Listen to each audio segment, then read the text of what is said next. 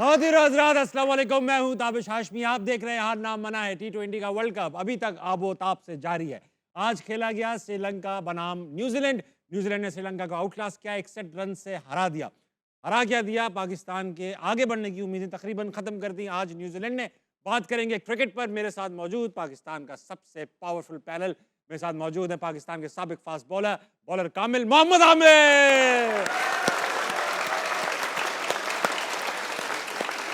Aamir, Pakistani team के dashing opener Ahmad Shahzad,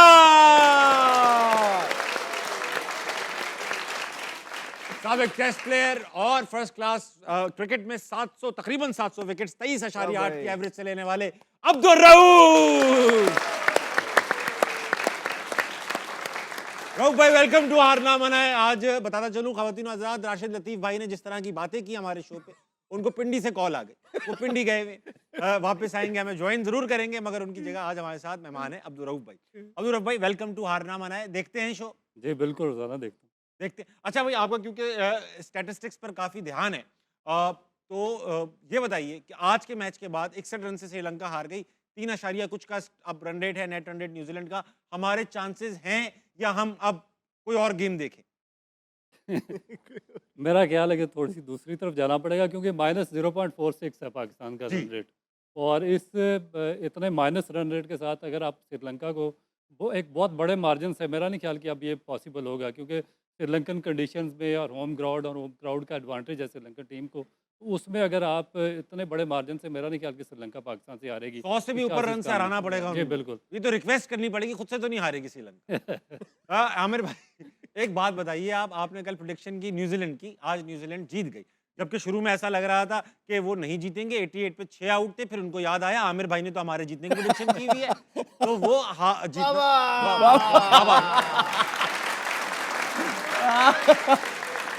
लेकिन एक बार फिर ये साबित हुआ। रब्बे, आप देख रहे हैं ना कि प्रेडिक्शंस कैसी चलती हैं। तो न्यूजीलैंड आज जीत गई। आपको 88 जब 6 आउट थे 88 पे न्यूजीलैंड के, तो आपको लग रहा था कि आज आपकी प्रेडिक्शन फेल हो गई? मैं जिम में था तो वहाँ पे जो ट्रेनर है मेरा, वो कह रहा था कि नहीं बस अब श्रीलंका ले गया। मैंने उसको बोला ये जो सेंटनर है ना, ये हमारे ऑलराउंडर्स की तरह नहीं है। अगर ये अगले 5 ओवर खेल गया ना, मैं तुम्हें बताऊंगा कि 150 होता है कि नहीं होता। और उसने बताया कि ऑलराउंडर्स ऐसे खेलते हैं। 15 में 90 था, आखिरी 5 में 78 किया उन्होंने। हाँ। बल्कि 6 आउट थे, और जो ऑलराउंडर साथ उन्होंने खिलाया अपना ऑफ स्पिनर। हाँ। और सेंटनर ने 22 बॉलों पे 43 के 45 किया। बेशक। हमारे कल ऑलराउंडर से ऐसे नहीं हुआ, ये सेम सिचुएशन थी। Same situation. और ये विकेट थोड़ा मुश्किल था, वो बेटर विकेट था हम जो कल जिस पे हम खेले हैं। तो ऑलराउंडर्स ऐसे होते हैं कि जिन्होंने टीम को लेके चलना होता है। आखिरी 5 में 78 करना, इस कंडीशन में पहला मैच खेल रहे थे वो। सही बात। ये टीमें जो होमवर्क करके आती है ना, वो उनके लिए कंडीशंस मैटर नहीं करती, क्योंकि वो अपना जो होमवर्क है ना, वो ये 4 महीने पहले नहीं करते, वो 2-2 साल पहले प्लान करते हैं। इस वर्ल्ड कप के बाद अब जो प्लेयर उनके प्लान में नहीं होंगे ना, वो उनको पहले से थैंक यू बोल देंगे कि हमने अब अगले 2 साल इन लड़कों को लेके चलना है, इनको तैयार करना है कि जब वर्ल्ड कप आएगा इनके 30-30, 35-35, 40-40 मैच हुए हों, हमें प्रॉब्लम ना हो। तो मुझे तो पूरा कॉन्फिडेंस है, क्योंकि ये एक वाहिद टीम है जो हर कंडीशंस में अपना प्रॉपर होमवर्क करके आती है। इसलिए मैंने कल कहा था कि मुझे लगता है कि न्यूजीलैंड जीतेगा। 50-60 लाख लोगों का मुल्क है न्यूजीलैंड, जिसमें भेड़ें ज्यादा, इंसान कम है। उसके बावजूद उनकी इतनी बड़ी प्लानिंग है, बेंच स्ट्रेंथ भी है, टीम भी है, लोग भी हैं, लड़के, टैलेंट का पूल भी है। अहमद शहजाद, आपसे सवाल पूछना चाहूंगा कि श्रीलंका जो है ऑन पेपर आप लोगों ने काफी उसको हाई रेट किया बता दी, लेकिन टूर्नामेंट में जिम्बाब्वे से भी हार गई। आज जिस तरह खेला, ऐसा लग रहा था कि हमसे इंस्पिरेशन हासिल की हुई है। ये बताइए कि आज श्रीलंका के प्लेयर्स ऐसे क्यों लग रहा था कि डरे हुए हैं, किसी ने धमकी दे रखी है, जीतना नहीं, छोड़ेंगे नहीं? नहीं, उनकी टीम इतनी थी। हैं? हम जब बैठ के बात करते हैं सुबह वाले शो पे भी, तो उनकी टीम में इतनी ही स्ट्रेंथ थी। पाकिस्तान के अगेंस्ट भी जब वो खेले थे तो एक्सपोज हुए थे। सनत जयसूर्या को काफ़ी टाइम हो गया उनके साथ काम करते हुए, लेकिन वो टीम को उस तरह बिल्ड कर नहीं पाए। उनके अंदर भी कुछ पॉलिटिक्स, क्योंकि हम श्रीलंकन प्रीमियर लीग खेलने भी जाते रहे हैं, हमें बड़ा अंदाज़ा है वहाँ इंटरनल पॉलिटिक्स का। वहाँ भी जिस तरह जो मसाइल पाकिस्तान के अंदर हैं, वो मसाइल श्रीलंका को भी दरपेश है। वहाँ भी पॉलिटिक्स हमेशा हर दौर में चलती रही है। और जब पॉलिटिक्स आ जाती है ना ताबिश भाई किसी मुल्क के अंदर, वो टीम फिर इतनी आसानी से खड़ी नहीं होती। बिकॉज जब प्लेयर्स पॉलिटिक्स करने लग जाते हैं, तो फिर वो जो टैलेंटेड प्लेयर्स होते हैं उनका हक मारने लग जाते हैं। और टैलेंटेड प्लेयर्स जो है ना, जनरेशंस में आते होते सही हैं। बात। तगड़े प्लेयर जो होते हैं, बड़ी मेहनत लगती है। तो जब आप जो निकलते हैं उनको ज़ाया कर देते हैं ना, उनको वक्त पे मौके नहीं देते, उसके बाद फिर ये होता है कि वो टीम जो है स्ट्रगल करती है, जो हमें श्रीलंका की करते हुए नजर आ रही है। रोहित भाई आपका आज के मैच पर क्या है ध्यान? Sri Lanka, what went wrong with Sri Lanka? वो तो ठीक ठाक टीम है, आज जिस तरह खेल रहे थे ऐसा लग ही नहीं रहा था कि इंटेंशन भी है को जीतने की, दे वर जस्ट देयर। देखिए एक्सपेक्ट तो यही था कि ये अच्छा खेलेंगे, मगर ये इनकी एक हिस्ट्री है कि ये इनकी बैटिंग कोलैप्स बार बार होती रहती है। क्योंकि अगर आप लास्ट एशिया कप देखें जिसमें श्रीलंका होस्ट कर रहा था, इंडिया के खिलाफ इनकी बैटिंग कोलैप्स हुई है, 20 रन पे इनके 6 आउट हो गए थे। ठीक। जिसमें मेरा ख्याल कि शामी ने या किसी ने आउट किए थे जो इंडिया के फास्ट बॉलर थे, बुमराह ने। तो अभी भी इनका यही चल रहा है कि पाकिस्तान के खिलाफ जो सीरीज़ पाकिस्तान की होम सीरीज़ हुई है उसमें भी बार बार इनकी बैटिंग लाइन कोलैप्स होती रही है। तो ये एक इनकी ना एक कॉन्सिक्वेंस आप कह सकते हैं कि इनकी बनी हुई है कि इनकी बैटिंग बार बार कोलैप्स हो रही है। और इन पे इनको भी जो हमारे वाले प्रॉब्लम है, इनके पास भी कोई मिडल आर्डर इतना ज़्यादा स्ट्रांग नहीं है, जिस तरह हमारे पास भी स्ट्रांग नहीं है इस तरह इनके पास भी नहीं है। दूसरा, अब न्यूजीलैंड की अगर आप टीम देखें तो वो बड़ी एक कंपाउंड किस्म की टीम है। उसमें उनके पास उनको पता है कि कौन से हमारे बैट्समैन हैं, कौन से ओपनर्स हैं, मिडल आर्डर में कौन सा प्लेयर परफॉर्म Clarity है, करेगा। क्लैरिटी और इसके आप देखें 2 स्पिनर्स हैं उनके जिन्होंने आज परफॉर्म किया। रचिंद्र रविंद्रा ने 4 ओवर में 27 रन देके 4 विकेटें ली हैं और वो एक प्रॉपर और प्योर बैट्समैन है। उसके बाद जो ग्रीन फिलिप्स है उन्होंने 4 ओवर का कोटा मुकम्मल किया, 27 रन देके 1 विकेट लिया और उन्होंने, सेंटनर सेंटनर ने। अब हमारे जो ऑलराउंडर हैं आप उनको देख लें, वो हमें खुद ही नहीं पता कि वो बॉलिंग ऑलराउंडर हैं या बैटिंग ऑलराउंडर उनको भी हैं। नहीं पता। आप देखें कि लास्ट मैच में हमने 2 ऑलराउंडर खिलाए हैं, शादाब खान और मोहम्मद नवाज, दोनों बॉलिंग ऑलराउंडर खिलाए हैं। इसीलिए आपने मोहम्मद अबरार को टीम से ड्रॉप किया। यस अब दोनों ने अपना कोटा ही नहीं मुकम्मल किया। बॉलिंग ऑलराउंडर होकर भी आप अपना कोटा नहीं अच्छा, मुकम्मल ये कर आपने रहे। ऐसी बात कर दी कि मैं हैरान हूं, क्योंकि पाकिस्तान के साबिक off spinner test player Saqlain Mushtaq साहब जो हमारे हेड कोच भी रह चुके हैं, उनका कहना ये है कि ये दोनों ना बैटिंग ऑलराउंडर है ना बॉलिंग ऑलराउंडर है, ये दोनों जेन्युइन ऑलराउंडर है, यानी बैटर भी उतनी ही अच्छे है, बॉलिंग भी उतनी ही अच्छी है। हैरानकुन बात लगी मुझे, दूसरा करा दिया उन्होंने। देखिए ना, समझ नहीं आ रही। इससे पहले भी आप अगर एशिया कप देख लें, इंडिया के खिलाफ आपने 2 मैचेस खेले हैं। 2 मैच में मुझे बताएं कि मोहम्मद नवाज ने 1 ओवर भी नहीं करवाया हाँ, नहीं करा। और उसमें वो एज ए बॉलिंग ऑलराउंडर खेला है। शादाब खान पिछला 2023 का वर्ल्ड कप खेला जो इंडिया में हुआ, किसी एक मैच में मुझे बता दें कि उसने अपना कोटा मुकम्मल किया हो इंडियन स्पिन पिचेस पे। अबरार अहमद को आप देखें 2023 के वर्ल्ड कप में इंडिया लेकर गए, पूरा वर्ल्ड कप वो बाहर बैठा रहा। अभी पिछले साल में आपको जितने मैचेस जितवाए हैं सारे अबरार ने जितवाए हैं। सही बात। और at the nick of the time जब आपका मेजर इवेंट आया आपने उसको बाहर बिठा दिया, आप मैचेस हार गए। उनको इसीलिए मिस्ट्री स्पिनर कहते हैं, क्योंकि किसी को पता नहीं चलता ये बंदा आया क्यों है। बैठा रहता है वो बंदा। अच्छा भाई, शो आगे बढ़ाएंगे, आज क्रिकेट में बहुत सारी बात करेंगे, मगर हमारा एक सेगमेंट है रूप भाई, आप तो आज पहले दिन आए, हॉल ऑफ फेम। आज एक साबिक क्रिकेटर की तस्वीर लगाई जाएगी और आप तीनों से 2-2 जुमले पॉजिटिव, सिर्फ पॉजिटिव सुने जाएंगे उनके बारे में, हो ना हो उनके बारे में, लेकिन पॉजिटिव, ठीक है। आज की हॉल ऑफ फेम में पाकिस्तान के कौन से साबिक क्रिकेटर हैं, आइए देखते हैं। शाहिद आफरीदी।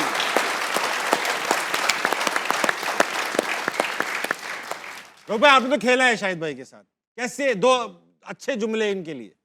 बहुत ही चार्मिंग, बहुत ही करिश्मेटिक पर्सनैलिटी है इनकी।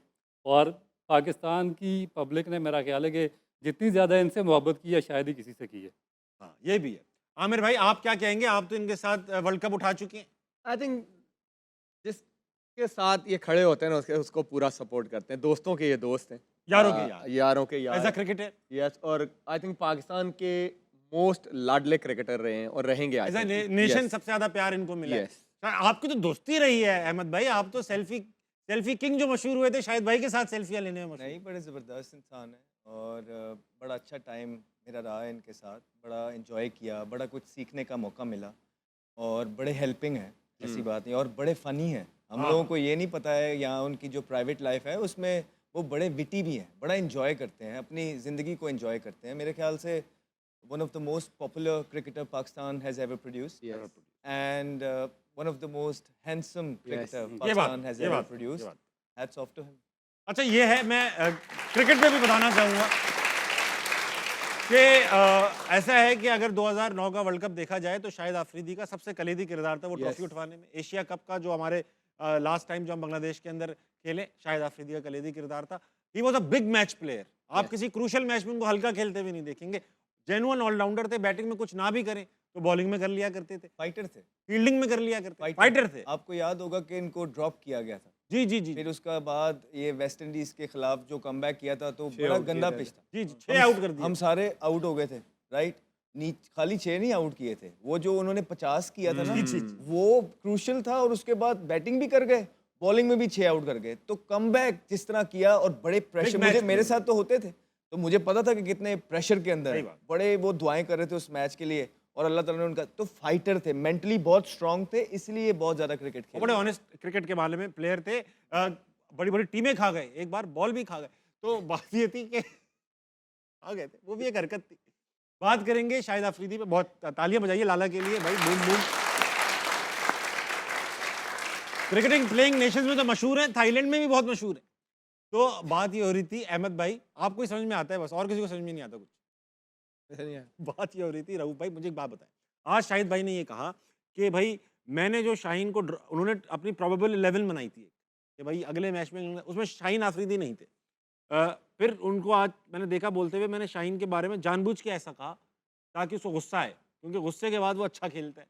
अगर यही फॉर्मूला है तो फिर एक बंदा रख लेना चाहिए टीम के अंदर, गुस्सा कंसल्टेंट के नाम से, जो गुस्सा दिलाता रहे ताकि टीम खेलती रहे। ऐसा कुछ ऐसा हो सकता है क्या? देखिए बेसिकली तो ये है कि उसने कल बहुत अच्छी बॉलिंग की है, 4 विकेटें भी उसने ली है, मगर उसके बावजूद जो मेरा एक बॉलिंग का नॉलेज है वो अभी तक प्योरली अपनी उस वो फार्म हासिल नहीं कर सके जो एक बायोमैकेनिकली एक परफेक्ट बॉलर होता है, उस तरीके से अभी वो बॉलिंग कर नहीं रहे। उनकी बॉलिंग में अभी बहुत ज़्यादा एक्शन में फॉल्ट आ रहे हैं। क्या क्या फॉल्ट है जरा बताएं। देखिए सबसे बेसिक चीज़ ये है कि जो उनके साथ ज़्यादती हुई है रिहेबिलिटेशन प्रोसेस के बाद, इनको बहुत जल्दी वापस लाया गया, क्योंकि बॉलर के लिए मुकम्मल 100% फिटनेस बहुत इंपॉर्टेंट होती है। रिहेबिलिटेशन प्रोसेस जब तक आपका मुकम्मल नहीं होगा, आप इसी तरीके से स्ट्रगल करते रहेंगे। इनका क्या होता था, इनके जो हील है ये इनकी हिप पे टच करती थी जब ये भागते थे रनअप पे, मगर जब ये ड्यूरिंग द रिहेबिलिटेशन वापस आ गए तो अब 50% इनकी वो जो स्ट्रेंथ है वो नीचे जा चुकी है। बॉलिंग में अगर थोड़ी सी आपकी एक कॉइल मिसिंग हो जाए तो आपका पूरा सारा सिस्टम ही बॉलिंग का ख़राब हो जाता है। तो जब इनका जो वो मोमेंटम बिल्ड होता था, एक्शन जब कंप्लीट होता था, वो बेसिकली इनके रनअप से जो एनर्जी जनरेट होती थी वो आगे कंप्लीट करता था। उसकी वजह से जो इनका जो राइट इनकी लेग है वो बिल्कुल स्ट्रेट आ जाती थी, जिसकी वजह से पेस भी जनरेट होती थी, थोड़ा सा होल्ड भी होता था और इनको स्विंग भी मिलता था।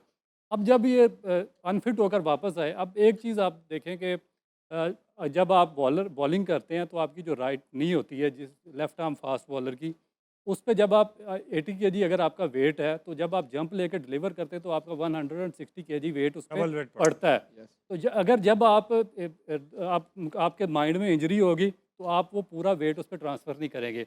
उसको ट्रांसफ़र उसने बाकी जो उसके बड़े लीवर्स थे बॉडी के, उस पर ट्रांसफ़र करना शुरू कर दिया। उसको उसने नी को बचाने के लिए उसको बाहर से निकालना शुरू कर दिया। उसमें जो सारी उसकी अलाइनमेंट थी वो टेढ़ी होके चली गई। अब अगर आप देखें तो उसका पाँव जो है, फ्रंट जो उसका टो है, वो पॉइंट कर रहा होता है स्क्वायर लेग की तरफ, और बॉडी उसकी टर्न कर रही होती है मिड विकेट की तरफ। हाँ। बॉलिंग उसने कर रही होती है फर्स्ट स्लिप की तरफ बैट्समैन को, राइट हैंडेड बैट्समैन को। तो ये सारी अलाइनमेंट ही उसकी ख़राब है, आगे तो ये पीछे सही हुआ करनी वैसे। पड़ेगी। आमिर भाई मैं हैरान हूँ, तकरीबन यही बात आपने 3-4 दिन पहले यहाँ बताई कि उनका बोझ यहाँ पे नहीं पड़ा तो बॉडी टेढ़ी हो गई। एग्जैक्टली जुमले थे आमिर भाई के, अग्री करते। यार ये क्या करते हो आप? आमिर भाई कहा था ना उन्होंने, यही बात हुई थी यहाँ पे। लोग भाई तो ये बताइए आमिर भाई, इससे तो अग्री करते हैं, आपने भी यही जुमले 100%। कहे और थे। आई एम श्योर अगर उसकी बैक की ट्रीटमेंट होती होगी, उसकी बैक भी स्टिफ होती होगी। मैं ये शर्त लगा सकता हूँ, उसके ग्लूट और उसकी बैक स्टिफ होते होंगे, क्योंकि ये जब जैसे राहुल भाई ने कहा ना कि टांग खोलता है, तो ये डबल एनर्जी उसको लग रही है। इस पे अगर उसकी टांग सीधी जाएगी तो वो एक ही फोर्स में जा रहा है ना आगे, अभी- इसके साथ वो डबल फोर्स ले रहा है, तो उसके ग्लूट उसकी बैक पे डबल वेट आ रहा है, तो वो आई थिंक उसको भी इस चीज का और problem इंजरी का होता भी होगा। खतरा Yes, है। ग्रोइन का इंजरी हो सकता है। हाँ, एक सेकंड, बोले बोले बोले बोले अब देखिए कि ये जो फास्ट बॉलर है हमारे, ये इंजरी के बाद जब वापस आए हैं, ये फर्स्ट क्लास क्रिकेट खेल ही नहीं सकते।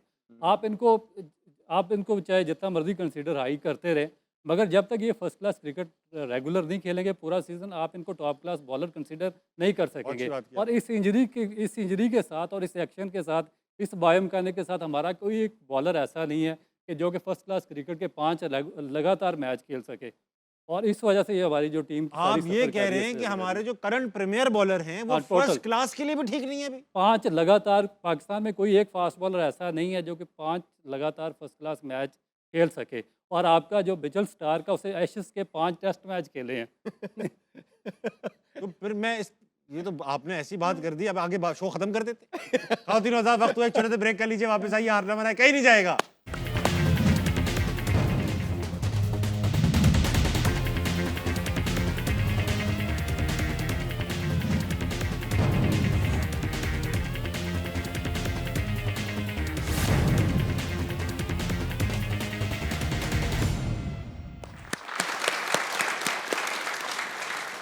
नाज़रीन आज़ाद, वेलकम बैक टू हारना मनाए क्रिकेट पे दिलचस्प तबसरा जारी है। अहमद भाई, आपसे एक मुश्किल सवाल हमेशा की तरह पूछूंगा। माइक हेसन पे काफ़ी बात की आपने कि उन्हें समझ में नहीं आ रहा क्या करना है, क्या टीम खिलाए जा रहे। मगर माइक हेसन वो हैं 2012 में न्यूजीलैंड के कप्तान बने और 2015 में हेड कोच बने और 2015 में न्यूजीलैंड को जो है उन्होंने बेहतरीन टीम बना दिया और वो फाइनल तक पहुंची। उन्होंने या मैकैलम ने? दोनों ने मिलकर, भाई हेड कोच तो ये थे, इनको न्यूजीलैंड की तारीख का सबसे कामयाब कोच कहा जाता है, न्यूजीलैंड की तारीख का। तो ये बताइए कि हमारे यहाँ आके इनको क्या हो गया? क्या आप कह रहे हैं पॉलिटिक्स भी हो रही है, इस्लामाबाद यूनाइटेड वाला चक्कर भी है, फलां भी है, फलां भी है, ये माइक हेसन ही है या माइक हेसन भी नहीं है? हाँ, माइक हेसन की भी कुछ मजबूरी है। उनकी भी मजबूरी। अब ऑब्वियसली आपके लिए कोई नैरेटिव बिल्ड करेगा और आपको लोग अगर पुश करेंगे किसी पोजीशन के लिए, तो it's always a give and take. Then there are few things that you have to do in return. There is never a free lunch, never a free lunch in life. ये असूल आपको भी पता है, हमें भी पता है। और किस वजूहात से गैरी कर्स्टन को और गिलेस्पी को निकाला गया, यू नो अबाउट दैट, कि वो कंट्रोल नहीं हो रहे थे। तो फिर अगर किसी को इसलिए निकाला है कि कोई कंट्रोल नहीं हो रहा, तो ऑब्वियसली उस बंदे को लेके आया जाएगा जो कंट्रोलेबल हो। तो फिर ऑब्वियसली ये सारी चीज़ें कंट्रोल करनी थी जो अब माइक हेसन अंदर कर रहा है। और जो आप वो बात कर रहे हैं ना, वो आमिर ने ठीक कहा है, वो मैकलम था। ये एक मैन मैनेजमेंट वाला बंदा है जो कि बड़ा अच्छा यार दोस्त है, जो कि आपकी नीड्स पूरी कर सकता है, आपको तंग नहीं कर सकता, आपको जुमले नहीं कर सकेगा। आप उसके कॉलर नहीं है जो हमारे प्लेयर्स के थे। आपको कितनी दफ़ा ये सुनने में मिला होगा कि हमारे प्लेयर्स के जो है ना कॉलर ही नहीं नीचे उतरे। वो कोच बन के भी ऐसे ही लग रहा था उन्हें कि अभी भी वो बॉलिंग ही कर रहे हैं या बैटिंग ही कर रहे हैं। तो ये चीज़ें उसमें नहीं है। लेकिन जहाँ तक पूरे के पूरी क्रिकेट उसको दे दी जाए कि भाई तू ही तू है, तो यही होता है बेसिकली। जब कोई हम बाहर से बुलाते हैं ना, उसको जो है ना इतना फ्री हैंड दे देते हैं कि उसकी उतनी शायद कैपेसिटी नहीं होती है। अब ये उनकी अगर न्यूजीलैंड की टीम की बात कर रहे हैं, वो मैकलम ने बिल्ड की हुई थी, उनको रोल्स की क्लैरिटी थी, वो पेडिग्री वाले प्लेयर थे, वो स्किलफुल प्लेयर थे। इस वजह से वो जो है परफॉर्म कर रहे थे। अभी आपके तो players लूक जो रॉन्ग हैं- की अभी आया तो देख लें, अभी भी उनकी टीम अच्छा खेल रही आपके है। जो प्लेयर्स हैं, क्या वो उस पेडिग्री के हैं जिनकी आप बात कर रहे हैं? अभी इसने बताया ना आपको, आमिर ने, कि सेनेटर ने क्या किया है जब आउट हुए थे। ये पेडिग्री वाले प्लेयर होते हैं ना। आपको बताया ना हेनरी क्या कर रहा है, आपको बताया ना केन विलियमसन क्या करके गया दुनिया के लिए। अभी जो एलन आया या साइफर्ड आया या फिलिप आया है, तो आप ये पेडिग्री वाले प्लेयर हैं, इनको आप कुछ कहेंगे ना तो वो समझ जाएंगे, वे स्मार्ट हैं, इनकी गेम अवेयरनेस अच्छी है, ये लोग फिट हैं। जब आप फिट होते हैं, गेम अवेयरनेस अच्छी होती है, आपको कोई इंस्ट्रक्शंस मिलती हैं, तो आप उसको बेहतर से बेहतर तरीके से फुलफिल कर सकते हैं। क्या हमारे प्लेयर्स वो हैं जिनसे वो काम लेना चाह रहा है? आधा तीतर आधा बटेर खिला खिला के बेड़ा कर। फिर आप जितने मर्जी अच्छे प्लेयर खिला लें, इवन 10 प्लेयर जितने मर्जी अच्छे खिला रहे हैं शॉर्टर फॉर्मेट में, लॉन्गर फॉर्मेट में चल जाते हैं। आप एक भी लाइबिलिटी कैरी करेंगे ना जिसके आपने जो है ना, अगर आप जिस आपने सेक्रीफाइस की हो अपनी चीज़ें या थोड़ा गार्ड डाउन किया हो, तो वो एक्सपोज। आप देख लें कि शादाब के साथ क्या हो रहा है। वो ही एक इंसान है या उसके साथ एक आधा हो रहा है जिस पे घूम फिर के मैच आ रहा है।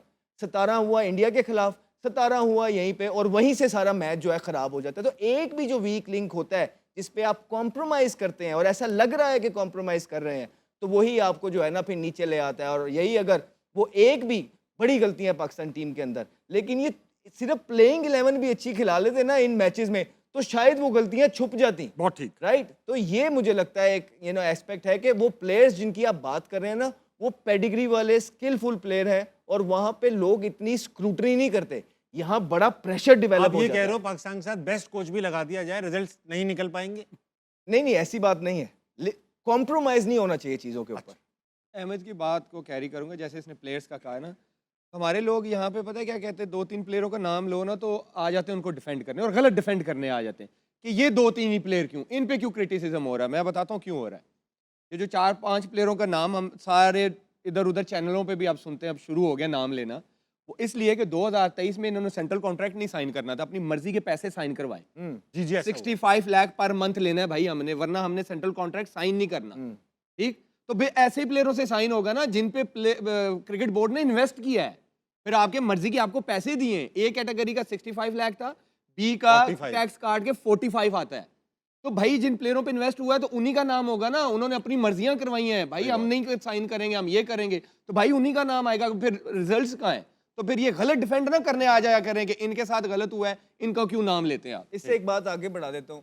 सबको पता है कि क्या हुआ सेंट्रल कॉन्ट्रैक्ट पे, वो कौन से एजेंट्स थे, वो कौन लोग थे जो साइलेंस बने। वो जो केस है वो अभी भी पेंडिंग चल रहा है, उसका कोई रिजल्ट नहीं आया हुआ।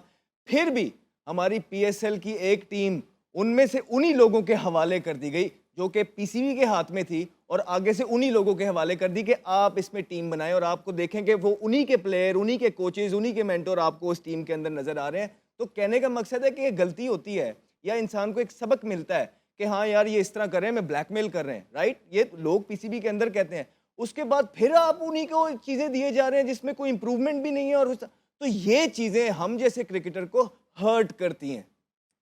अच्छा मुझे एक बात बताइए कि रघु भाई आपसे ही पूछूं, चेयरमैन साहब से बातचीत की कुछ लोगों ने, तो उन्होंने कहा मैंने क्रिकेट को डीपॉलिटिसाइज कर दिया, अब मैंने डायरेक्टर क्रिकेट कोचेस वगैरह को फ्री हैंड दे दिया कि 1 साल तक अपनी टीम बनाओ, 1 साल बाद में रिव्यू करूंगा। अब 1 साल से ज़्यादा अरसा हो चुका है इस लोगों के साथ रिजल्ट्स बिल्कुल नहीं आ रहे हैं।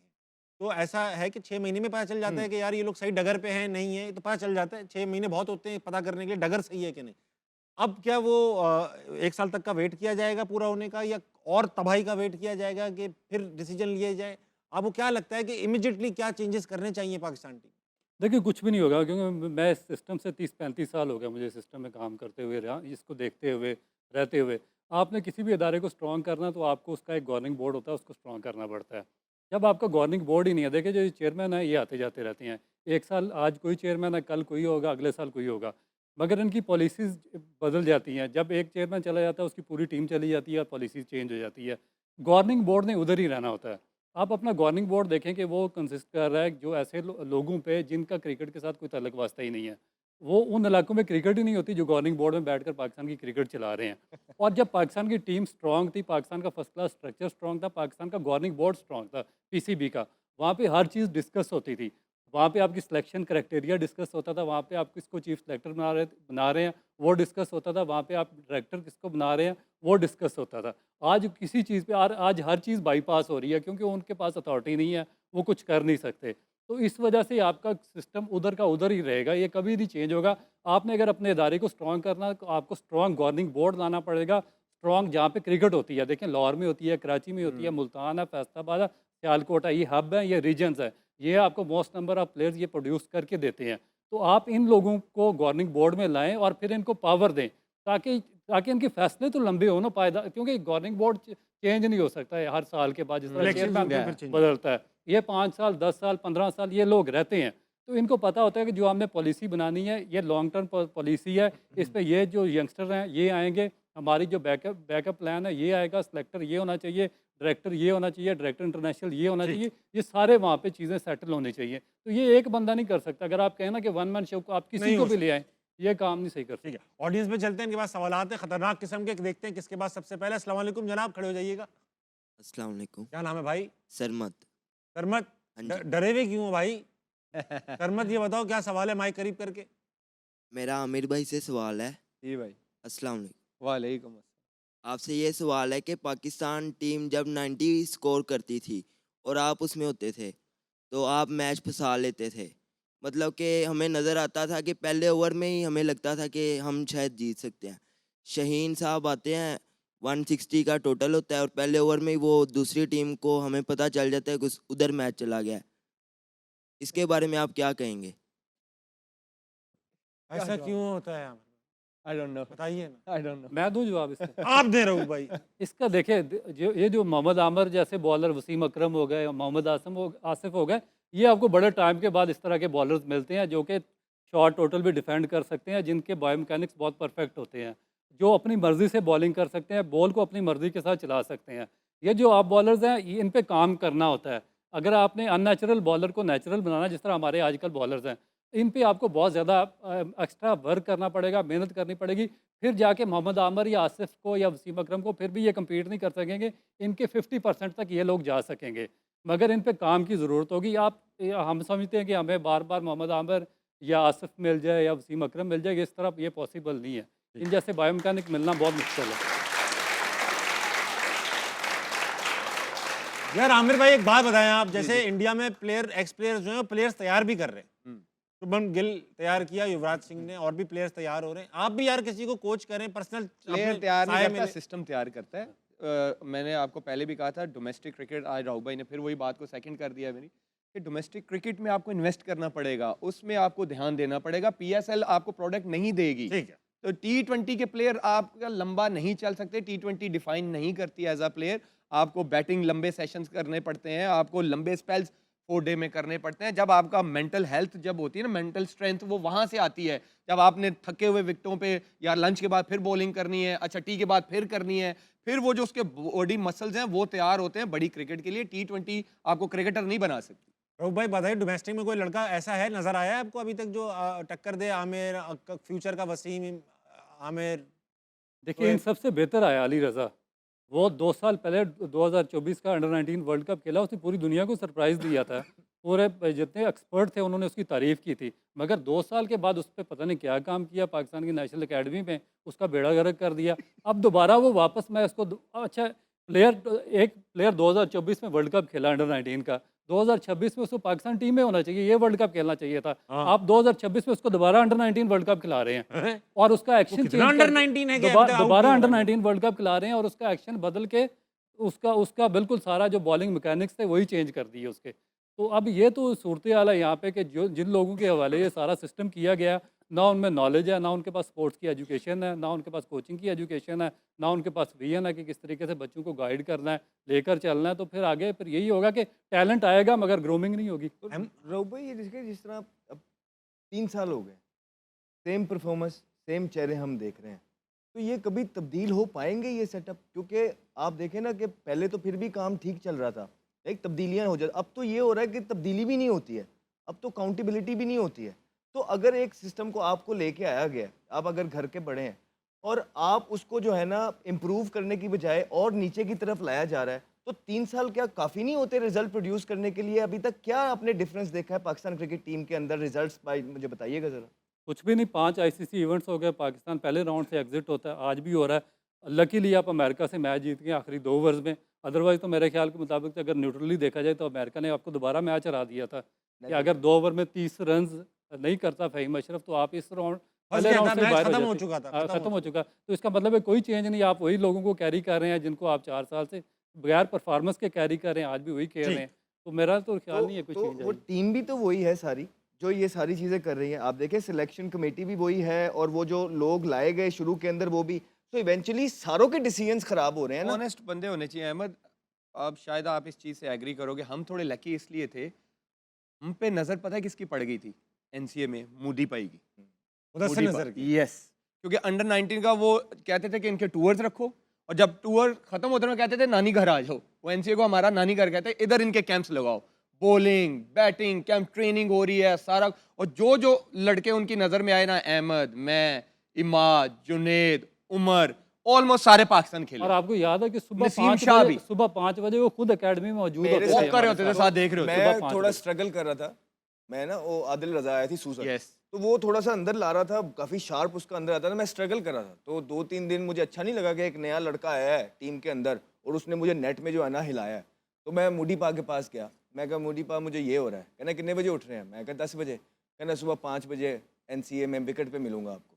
मैं 5 बजे एनसीए विकेट पे था, तो उन्होंने क्या किया, बॉलर बुला के रखे हुए थे, उनको नया बॉल दिया, वाया छोटा करा दिया, घास वाले पिच पे, गीले पिच पे मुझे ले गए और वहाँ पे मुझे कहा चेस्ट गार्ड पहन लो, सारी चीज़ें। उन्होंने मुझे 2 घंटे वहाँ पे बॉलिंग करवाई है उनसे छोटे फासले से, मेरे इधर भी लगे उधर भी लगे, लेकिन 2 दिन के बाद मैं सूजर को जो है ना जिस तरह मैं चाह रहा था उस तरह खेल रहा था। तो वो इतने मेहनत करवाने वाले लोग थे, मुदस्सर भाई वगैरह ने हमें बहुत ज़्यादा सपोर्ट किया है, हमारी क्रिकेट में बड़ा हाथ है। जब मुझे बैक इंजरी हुई अंडर 19 में इंग्लैंड में, L3 और L5 2 फ्रैक्चर थे, और जो मेरी रिपोर्ट्स थी वो ऑस्ट्रेलिया गई थी, उन्होंने कहा था कि ही इज डन। डन।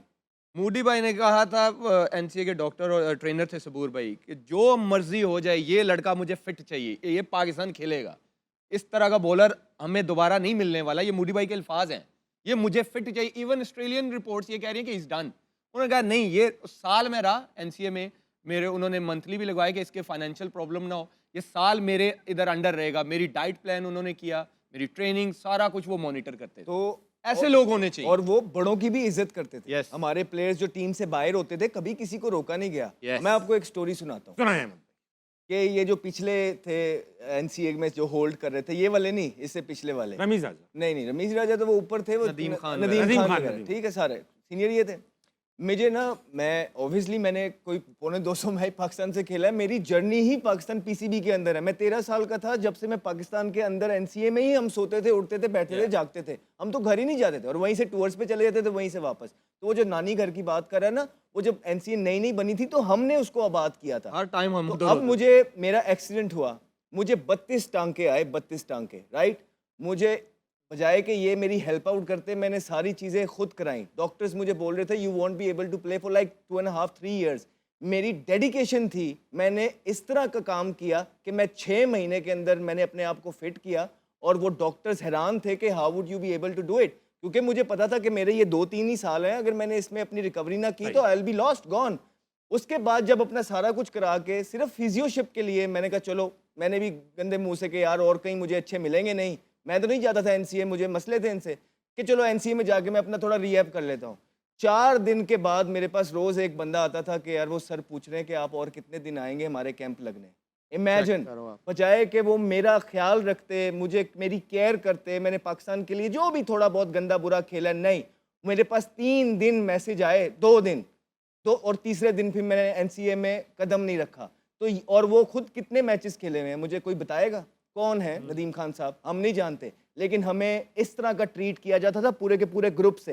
ये सारे मिल जाते थे, टॉप वाले सब मिल जाते थे। कोई चीफ सिलेक्टर होता था, वो अपनी हमसे खुन्नस निकालता था, कोई इधर का, ये सारे एक थे। फिर ये कोचिस के थ्रू भी हमें जलील करवाते थे, फिर ये हमें जूनियर कैप्टन्स के थ्रू भी हमें जलील करवाते थे। फिर हमारी इंजरी तक हुई और हमें इन्होंने इस तरह की बातें मूडी की भाई हैं। ऐसे नहीं तो थे। बड़ा दिल, बहुत दिल टूटता था, कोई बहुत दिल। तो आज अगर हम आके यहाँ पे अगर बात कर रहे हैं ना, तो हमारा मकसद ही यही है कि जो चीज़ें मैंने फील की हैं इस सिस्टम के साथ, कोई और बच्चा ना करे। सही बात। सिर्फ ये मकसद है कि हम यहाँ पे आके बात हक्काइक पे बात करते हैं। बहुत ठीक।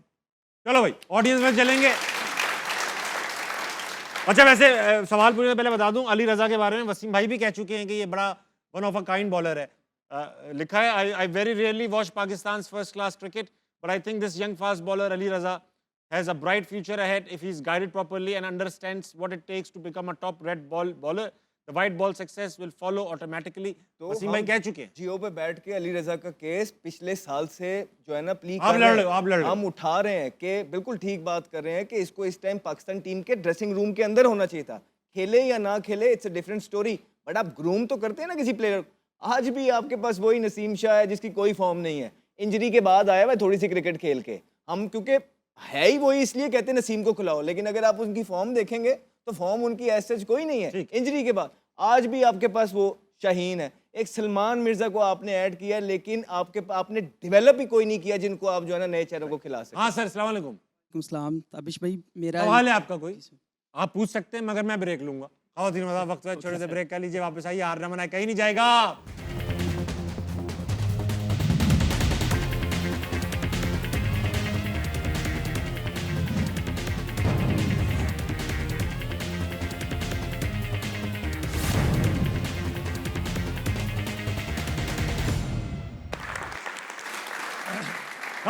वेलकम बैक टू हारना मना है। बात ये चल रही थी ब्रेक के अंदर कि भाई अब पाकिस्तान में कोई चांसेस हैं भी या नहीं।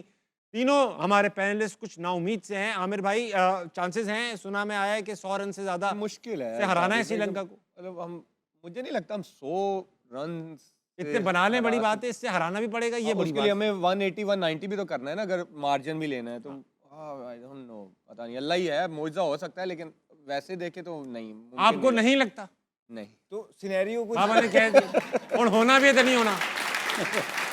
रऊफ भाई, आपका क्या कहना है? देखिए, ऑनेस्ट मैं- ओपिनियन दीजिएगा, दिल मत रखिएगा, हमारे दिल है ही नहीं अब। नहीं, 3.068 मेरा ख्याल है कि रन रेट है उसका न्यूजीलैंड का, वो इंग्लैंड से भी बेहतर है।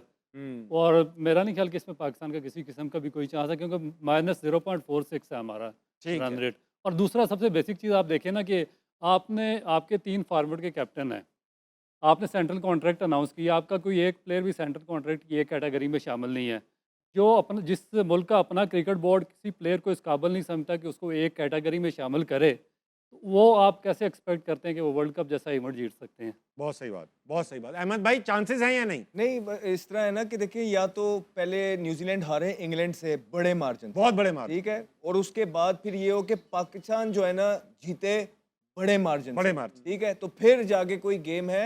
होने को तो तुझे पता है क्रिकेट है, लेकिन जो रियलिटी है ना, जो बाबा ने बोल दिया है ना, वही है। बाबा कहते ने बाबा जी जड़ा बंदा दमाल नहीं पाएगा। अच्छा मैं ओए है वैसे है वजह ही बाबा।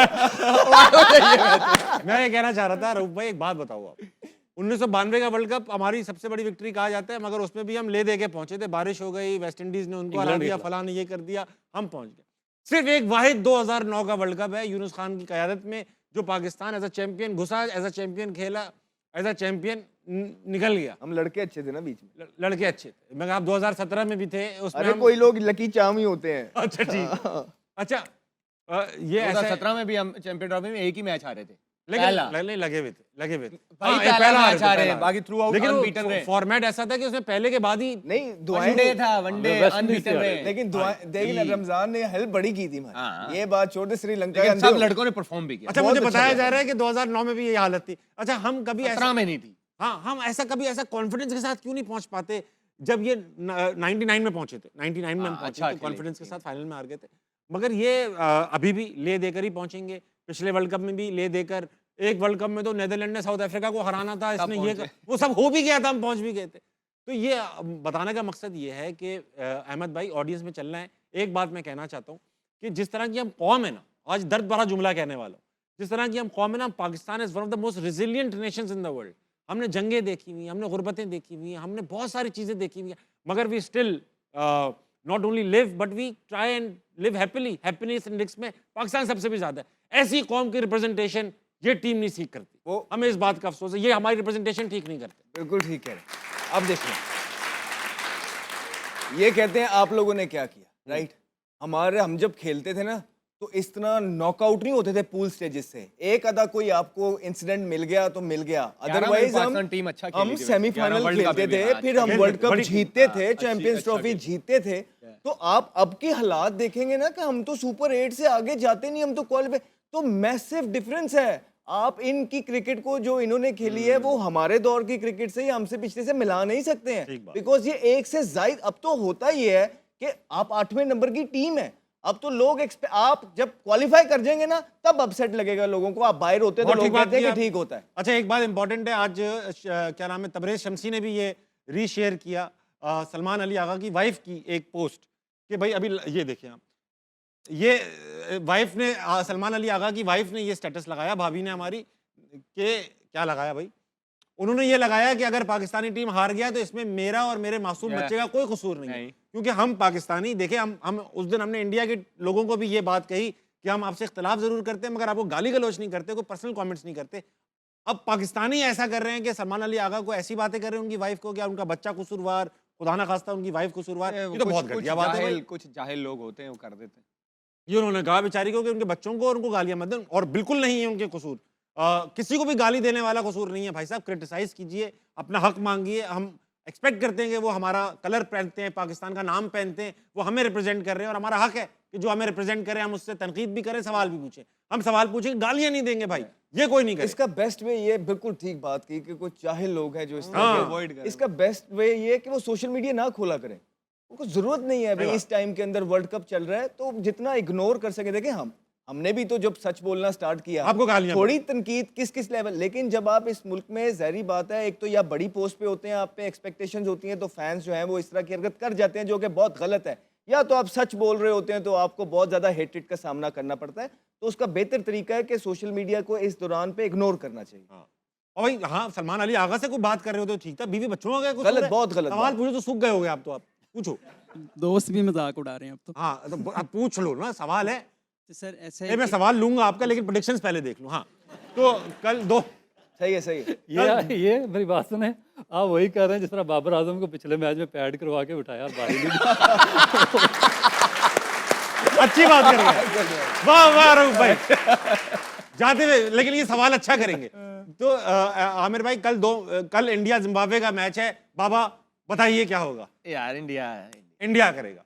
और वेस्ट इंडीज साउथ अफ्रीका का भी मैच है बाबा। यार मेरी दोनों फेवरेट टीमें, मैं कोई प्रेडिक्शन नहीं दे रहा, लेकिन एक प्रेडिक्शन है, इंडिया सेमीफाइनल में नहीं जाएगा, ये मैं उस पे पक्का हूँ, ये आपने कह दिया। ये पक्का है। ठीक, बाबा ये देखें, ये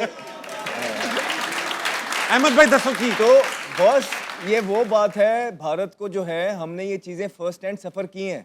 भारत को हम यहाँ पे बैठ के जो है वॉर्न कर रहे हैं कि आपकी टीम के अंदर जो पॉलिटिक्स घुस हालात आई हैं उनकी है, टीम के। हमने वो चीज़ें फेस की हैं और हमारी क्रिकेट का हाल देख ले क्या है।